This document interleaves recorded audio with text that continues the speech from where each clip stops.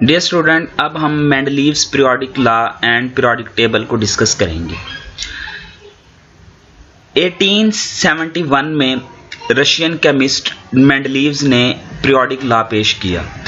इसने न सिर्फ पीरियोडिक लॉ पेश किया बल्कि ये वो पहला साइंटिस्ट था जिसने एलिमेंट्स को बाकायदा एक टेबल की फॉर्म में अरेंज किया, जिसको इसने पीरियोडिक टेबल का नाम दिया। जब मेंडलीव्स ने ये पीरियोडिक लॉ बनाया उस वक़्त तक 63 एलिमेंट डिस्कवर थे और इसने उन तमाम एलिमेंट्स को अरेंज किया। इसने ना सिर्फ उन एलिमेंट्स को अरेंज किया बल्कि अपने पीरियोडिक टेबल में उन एलिमेंट्स के लिए भी जगह बनाई जो अभी तक डिस्कवर नहीं हुए थे और उनकी प्रॉपर्टीज़ को भी एक्सप्लेन किया। Russian chemist Mendeleev arranged the known elements only 63 in order of increasing atomic mass. इसने भी एलिमेंट्स को इंक्रीजिंग एटॉमिक मास की बुनियाद पर एलिमेंट्स को अरेंज किया और इसके मुताबिक properties of the elements are periodic function of their atomic masses। इसने भी यही लॉ पेश किया कि जो एलिमेंट्स की प्रॉपर्टीज होती हैं वो एटॉमिक मास पर डिपेंड करती हैं, उसी के फंक्शंस होते हैं। इसने जो पीरियोडिक टेबल बनाया इसको उसने वर्टिकल कॉलम्स और हॉरिजॉन्टल रो में अरेंज किया। इसने कहा कि इसने एलिमेंट्स को इस तरह अरेंज किया कि एक जैसी खसूसियात रखने वाले तमाम एलिमेंट जो हैं वो एक ही कॉलम में आ गए। इसने उसको ग्रुप का नाम दिया और जो हॉरिजॉन्टल रोज बनाए इसको इसने पीरियड का नाम दिया। Element with similar properties were present in vertical column. वो एलिमेंट जो एक जैसी खसूसियात रखते थे वो एक वर्टिकल कॉलम के अंदर प्रेजेंट थे और उसको उसने ग्रुप का नाम दिया। और the horizontal rows were called period और हॉरिजॉन्टल रोज को उसने पीरियड्स का नाम दिया।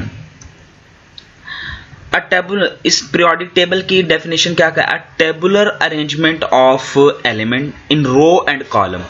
एक टेबल की फॉर्म में एलिमेंट के अरेंजमेंट जो कि रो और कॉलम की शक्ल में है, highlighting the regular repetition of property, जो कि regular in repetition of properties को शो करता है, हाईलाइट करता है, of element is called periodic table. इसको हम पीरियोडिक टेबल कहते हैं।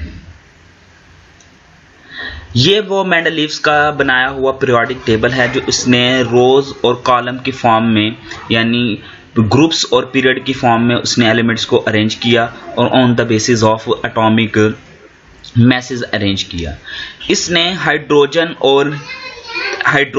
और यूरेनियम इन दो एलिमेंट्स के दरमियान एलिमेंट्स को अरेंज किया और इसने 90 स्पेसिस बनाई अपने पीरियोडिक टेबल में, 90 स्पेसिस। जबकि हम जानते हैं कि मेंडलीव्स का जब पीरियोडिक टेबल बना था उस वक्त 63 एलिमेंट सिर्फ डिस्कवर थे, लेकिन इसने स्पेस बनाई 90 एलिमेंट्स की। इसने उन एलिमेंट्स की भी जगह बनाई जो अभी तक नाउन्स नहीं थे और उनकी प्रॉपर्टीज को भी डिस्क्राइब किया।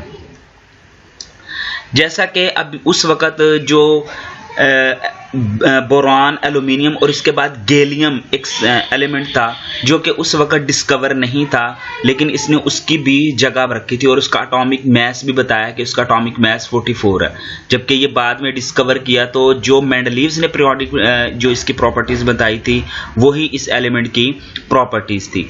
इसी तरह दूसरा एलिमेंट यहाँ पे उसने एक स्पेस रखी जो कि जर्मीनियम की स्पेस है, तो इसने जर्मीनियम का एटॉमिक मास भी बताया और इसकी प्रॉपर्टीज भी बताई और बाद में जर्मीनियम जो है वो डिस्कवर भी हुआ। इसी तरह इसके पीरियोडिक टेबल में कुछ डिफेक्ट्स भी थे, जैसा कि इसने कहा कि एलिमेंट्स को इनके एटॉमिक मास की बुनियाद पर अरेंज किया। अगर एटॉमिक मास की बुनियाद पर अरेंज किया है तो टेलोरियम को आयोडीन के बाद आना चाहिए था, यानी आयोडीन को इधर होना चाहिए था और टेलोरियम को इधर होना चाहिए, क्योंकि इसका एटॉमिक मास 127 है और इसका मास 128 है, तो इनकी जगह इधर उधर होनी चाहिए थी। लेकिन इसने आयोडीन को बाद में रखा और टेलोरियम को पहले रखा।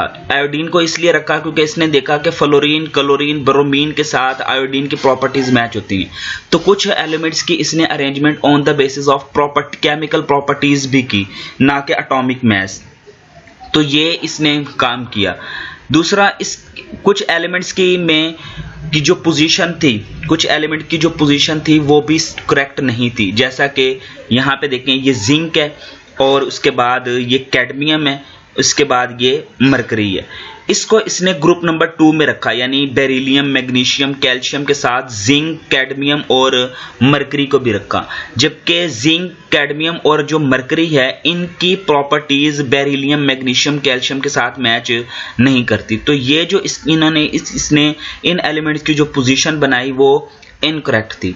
इसके अलावा इस पीरियोडिक टेबल में आइसोटोप्स के लिए कोई स्पेस नहीं थी और ना ही लैंथेनाइड्स और एक्टिनाइड्स के लिए कोई स्पेस थी। आई होप कि आपको ये पीरियोडिक लॉ भी अच्छे से समझ आ गया होगा।